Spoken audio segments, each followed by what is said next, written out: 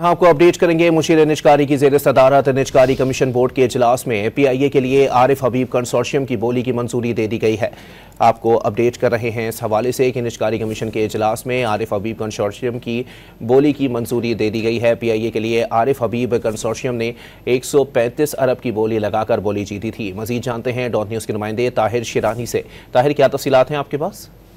जी, मुशीर निजकारी मोहम्मद अली के ज़ेर सदारत निजकारी कमीशन बोर्ड का इजलास हुआ है, जिसमें जो आरिफ हबीब कंसोर्शियम ने PIA की निजकारी के लिए 135 अरब रुपए की बोली लगाई थी, उसकी मंजूरी दे दी गई है। और निजकारी कमीशन बोर्ड ने आरिफ हबीब कंसोर्शियम की जानिब से 75% हिस्स की खरीदारी के लिए जो 135 अरब रुपए की बोली दी थी, उस पर इत्मीनान का इजहार किया गया है।